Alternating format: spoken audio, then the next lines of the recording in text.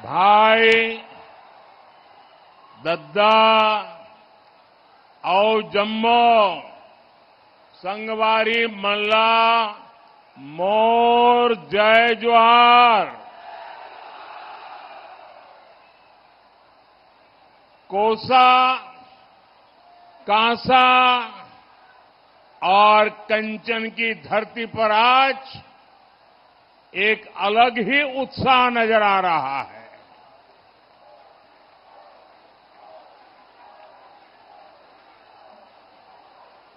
कुछ महीने पहले मैं विधानसभा चुनाव में भाजपा के लिए आपसे आशीर्वाद मांगने आया था। भाजपा के हर साथी को आप सबने बहुत आशीर्वाद दिया। हमारे सेवा भाव को मान दिया। इसके लिए सबसे पहले तो मैं आप सबका हृदय से बहुत बहुत आभार व्यक्त करता हूं। मुझे मां चंद्रहासिनी, अष्टभुजी मैया, शिवरी नारायण, गिरोधपुरी धाम, तुरी धाम, दमाखेड़ा की कृपा और आप जनता जनार्दन के आशीर्वाद पर अटूट भरोसा है। इसी भरोसे के कारण ही पूरा छत्तीसगढ़ कह रहा है, फिर एक बार, फिर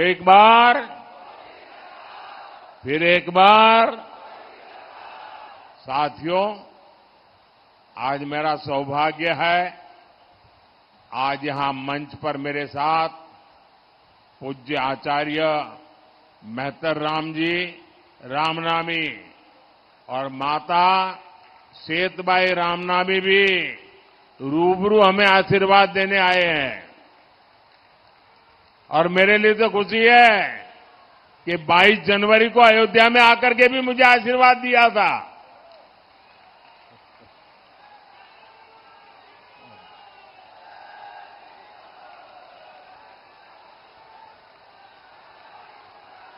रामनामी समाज अपनी भक्ति, अपने भजन, श्री राम के प्रति अपने समर्पण और प्रकृति प्रेम के लिए जाना जाता है।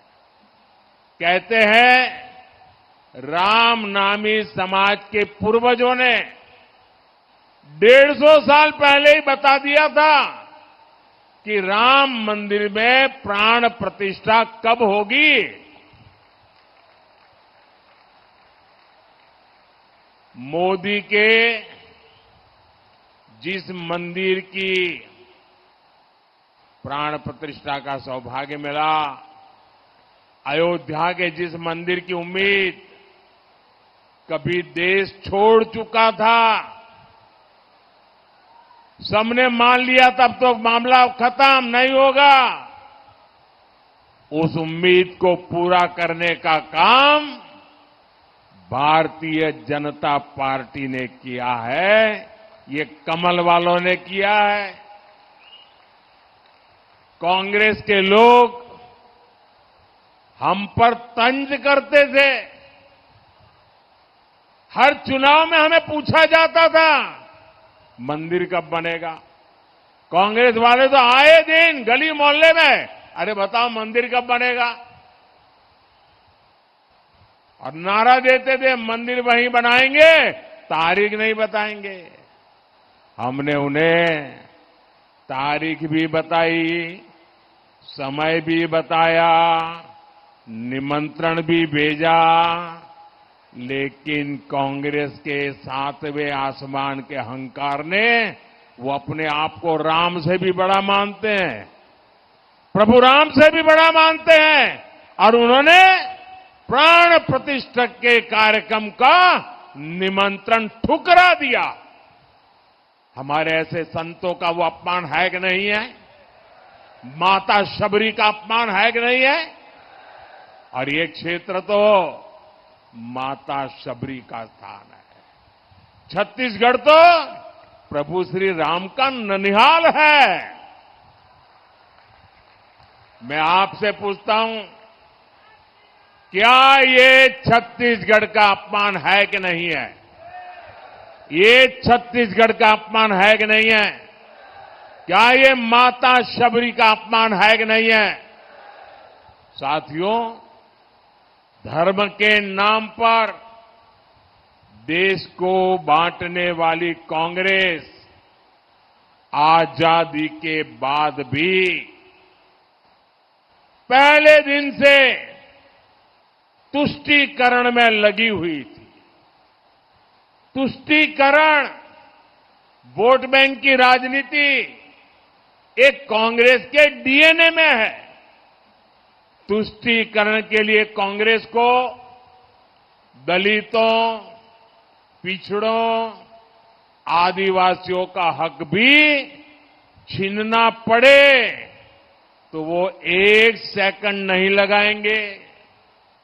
जबकि भाजपा सबका साथ, सबका विकास के मंत्र पर चलने वाली पार्टी है।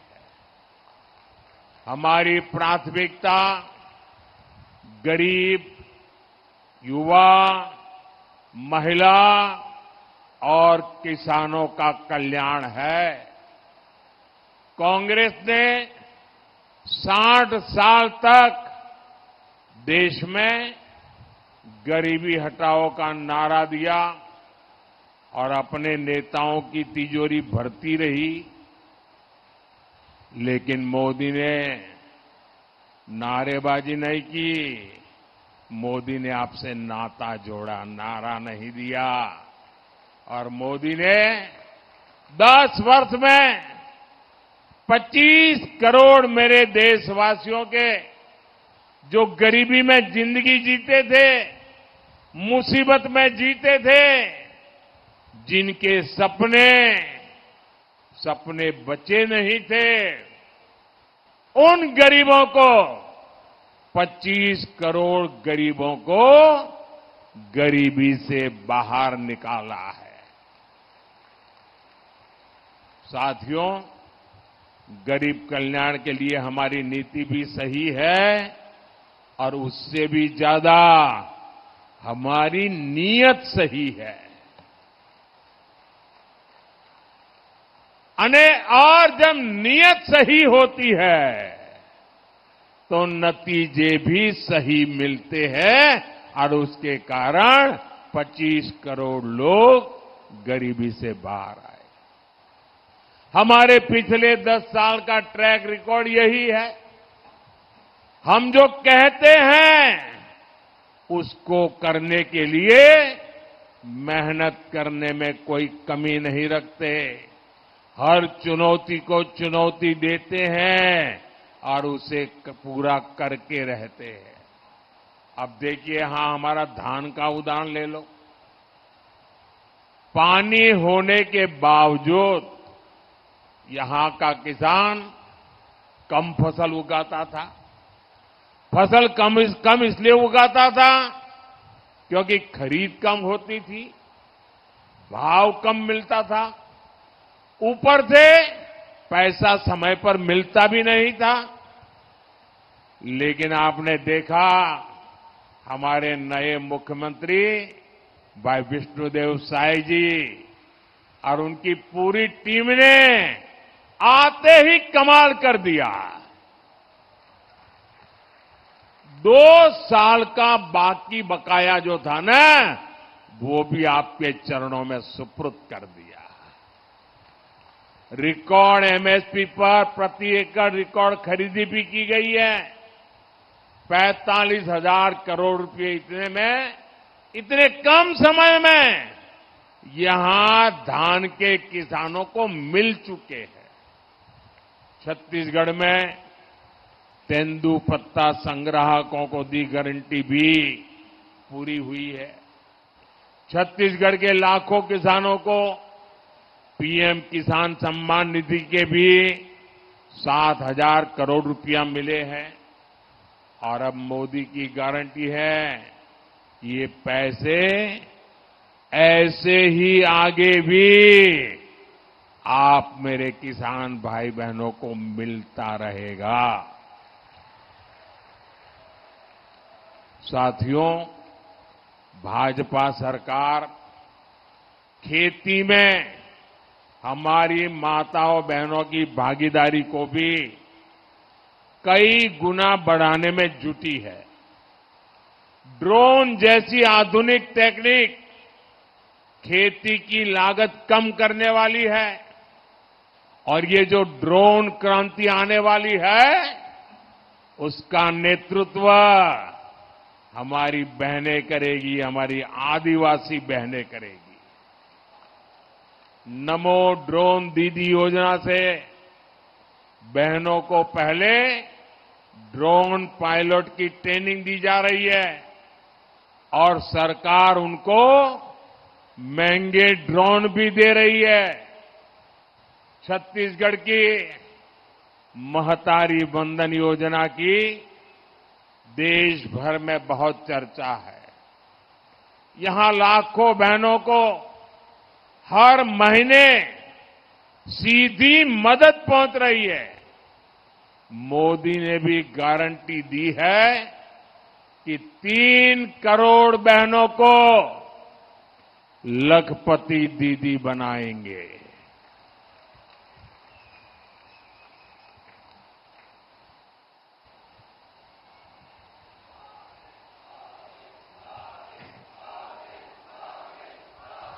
बेटी, आप कब से ये फोटो लेके खड़ी हो, थक जाओगी। क्या करना है? मुझे देना चाहती हो? मुझे देने के लिए लाई हो? भाई जरा लेकर के मेरे एसपीजी के लोगों को दे दीजिए। बेटा पीछे अपना नाम पता लिख देना, अपना नाम पता लिख देना, मैं तुम्हें चिट्ठी भेजूंगा। आजा, इधर भी है। ये कौन है, किसने किया है? ये तो बहुत बड़े बड़े मेहरबान लोग हैं। साथियों, ये जो नमो ड्रोन दीदी वाला मेरा अभियान है, इससे स्वयं सहायता समूहों से जुड़ी, वन धन केंद्रों से जुड़ी यहां की लाखों बहनों को सीधा लाभ होगा। साथियों, भाजपा सरकार जो कहती है वो करके दिखाती है। यहां जांजगीर चांपा में करीब 50,000 परिवारों को पक्के घर मिले हैं। जांजगीर चांपा में ही करीब 2 लाख नए नल कनेक्शन दिए हैं। करीब 3 लाख बहनों को यहां सस्ते सिलेंडर वाला उज्ज्वला कनेक्शन भी दिया। भाई और बहनों, मेरे लिए आप ही मेरा परिवार है। मेरा भारत, मेरा परिवार। परिवार के हर सुख दुख की चिंता करना मेरा भी दायित्व है और इसलिए मैंने तय किया है कि मुफ्त राशन देने वाली योजना आने वाले 5 साल तक चलती रहेगी।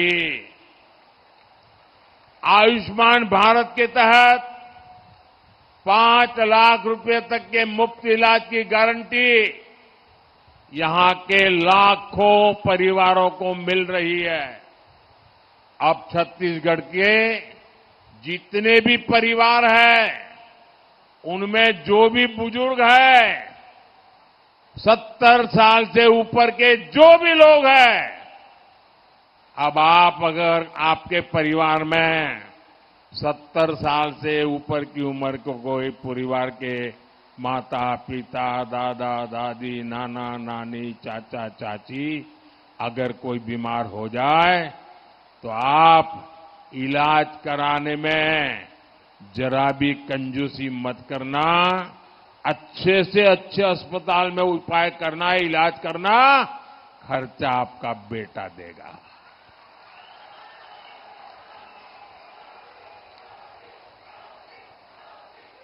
भाई और बहनों, 2014 से पहले करीब 60 वर्ष तक कांग्रेस के एक ही परिवार ने सीधा या रिमोट से सरकार चलाई।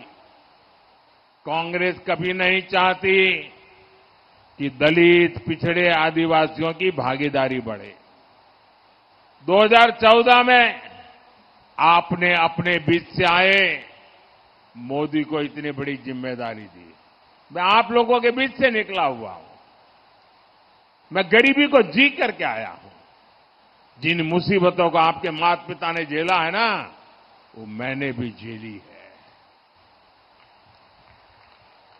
आज देखिए, इसी के कारण भाजपा ने एक दलित परिवार के बेटे को देश का राष्ट्रपति बनाया और कांग्रेस देखिए उनका भी विरोध किया।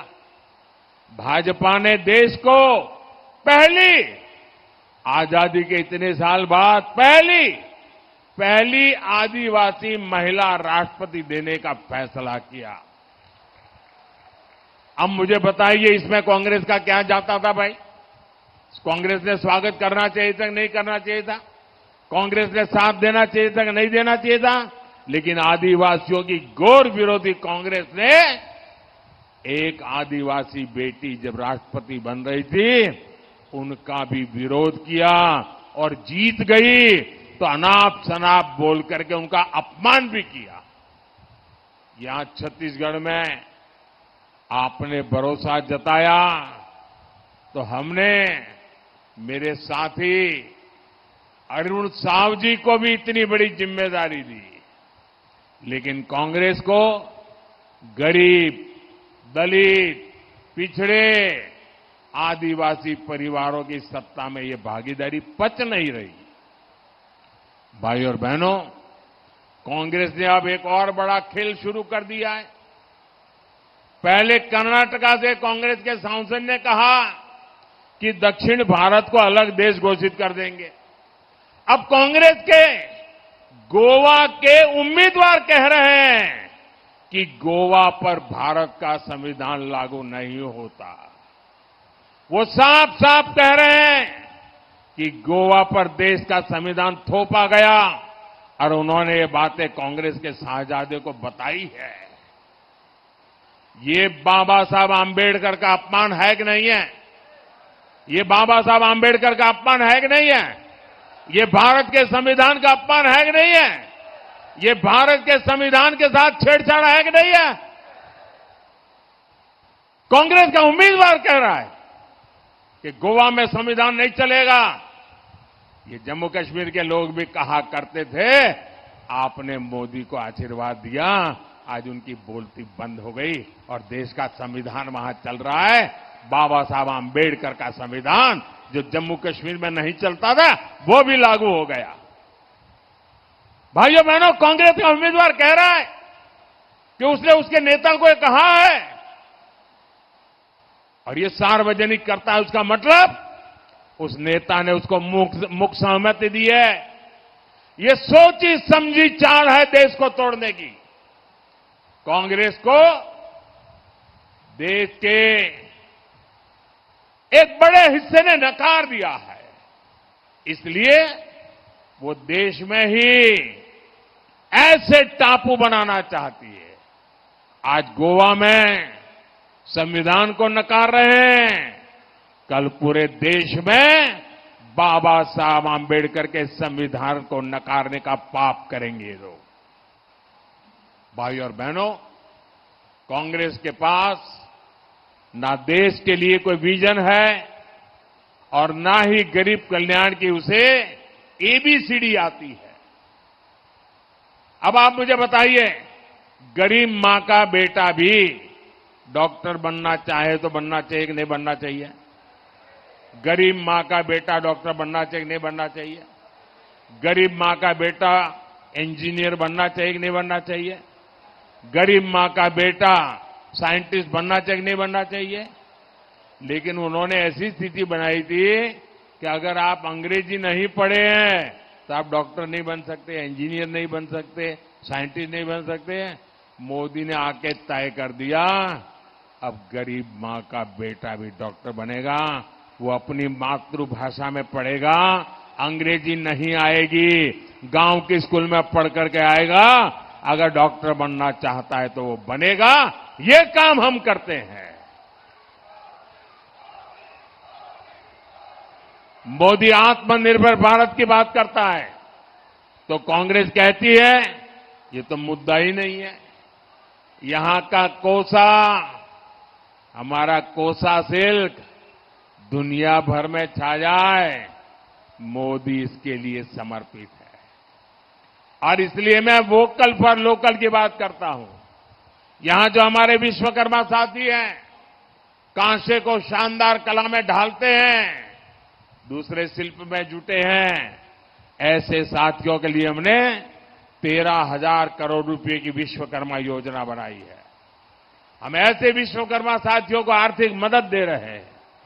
छत्तीसगढ़ की जो सबसे पिछड़ी जनजातियां हैं, उनके लिए भी पीएम जनमन योजना बनाई है। इस योजना पर भी करीब 25,000 करोड़ रुपए खर्च किए जा रहे हैं।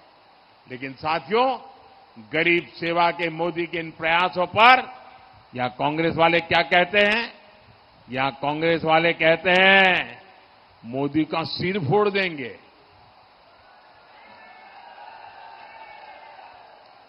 अरे जब तक मेरे देश की माताएं बहनें बैठी है ना, कोई मोदी को कुछ नहीं कर सकता। ये माताएं बहनें मेरा रक्षा कवच है। ये माताएं बहनें मेरा रक्षा कवच है, कोई कुछ नहीं कर सकता। अब ये कैसे लोग हैं? कांग्रेस के नेता ने पूरे मोदी समाज को गालियां दी थी, साहू समाज को गालियां दी थी। अब मोदी का सिर फोड़ने की बात कर रहे। ओबीसी समाज को गालियां दी थी। भाजपा ने ओबीसी कमीशन को संवैधानिक दर्जा दिया, मेडिकल की पढ़ाई में आरक्षण दिया, गरीबों की संतानें भी डॉक्टर इंजीनियर बन सके, इसलिए मैंने मेडिकल और इंजीनियरिंग की पढ़ाई स्थानीय भाषा में शुरू करने का काम किया। लेकिन यहां कांग्रेस के एक नेता कहते हैं कि मोदी मर जाए। अब बताइए, माला जप रहे। अरे जहां 140 करोड़ देशवासियों का आशीर्वाद होता है ना, वहां मौत को भी लंबे समय तक इंतजार करना पड़ता है। साथियों, ये जो बौखलाहट है, ये मोदी से नहीं है, ये आपके एक वोट की ताकत है ना, इसलिए ये कांप रहे हैं।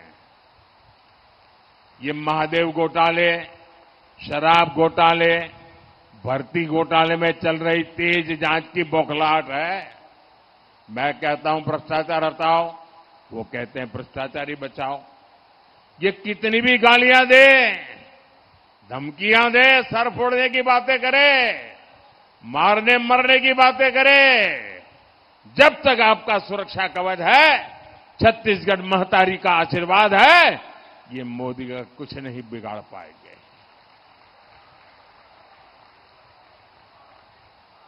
और साथियों, आपने देखा होगा, कम से कम पिछले 30 साल से जब भी चुनाव आता है तो एक ही घिसी पीटी टेप रिकॉर्ड बजाते रहते, कानों कानों में कहते रहते, देखो ये भाजपा वाले आएंगे संविधान खत्म कर देंगे, भाजपा वाले आएंगे आरक्षण खत्म कर देंगे। अरे कितने दिन झूठ चलाते रहोगे?